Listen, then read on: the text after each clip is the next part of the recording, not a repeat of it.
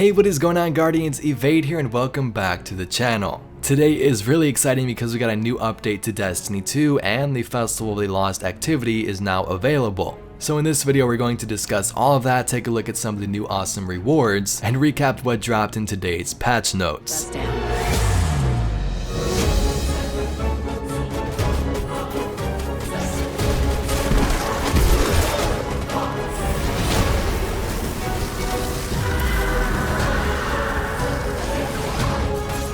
And don't forget to have fun out there. After all, it's a festival.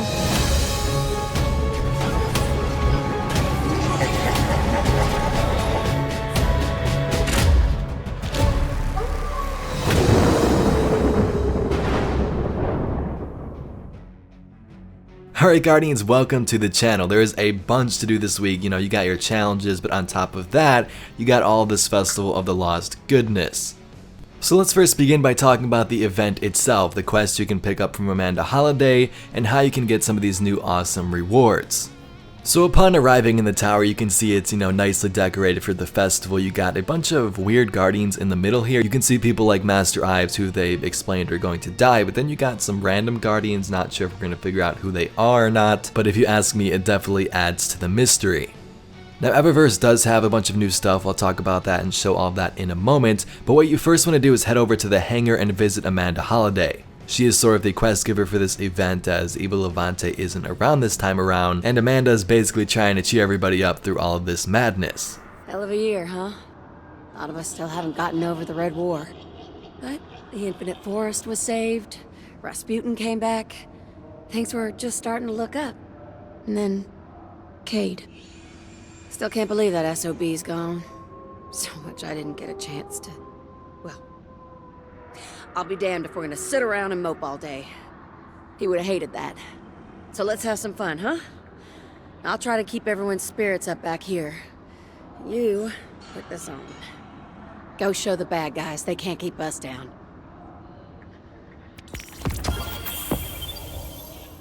So when you first visit her, she'll talk about some things, and then she'll give you a quest to go check out some lost sectors on Io. You go there, discover some clues, and then report back to her to get the rest of the quest.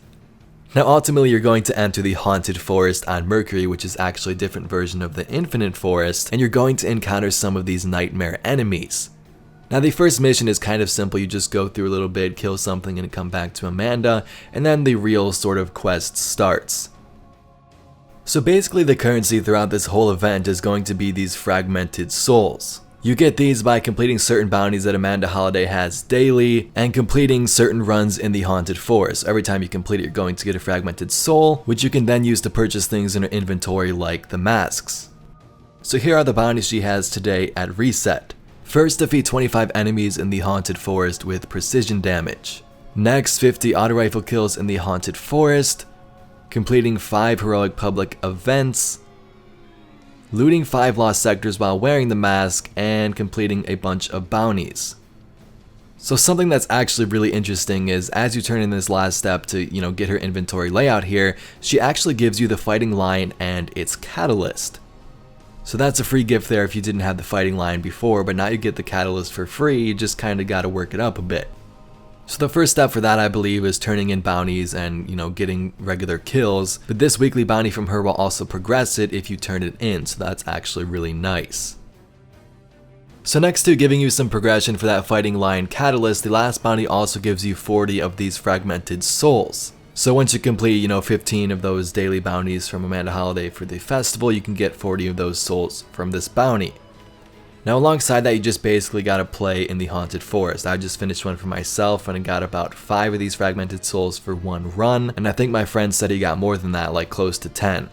So regardless, it's gonna be a little bit of a grind, but that's how you get these fragmented souls to purchase some of the festival gear. Now alongside all of this, Eververse has some new stuff and it looks pretty sweet. You can use some bright dust to purchase some of it right now, or you can open up some of the new ephemeral engrams, which grant you some of this festival stuff as well. So for the duration of this entire event, as you rank up, you're going to get the normal steadfast engram as well as the ephemeral engram, so you're going to get double the rewards. So if you're interested in Tess and her inventory and what she's selling, I'm going to show that off right now.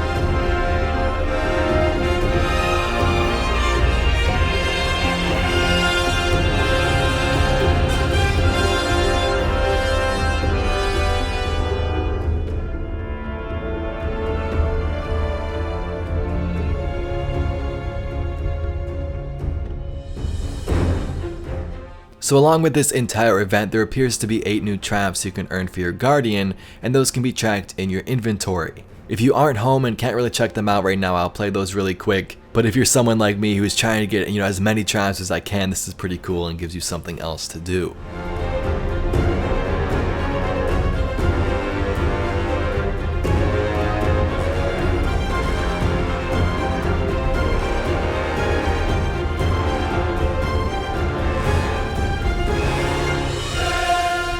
So next up, we have a bit of a mystery to talk about.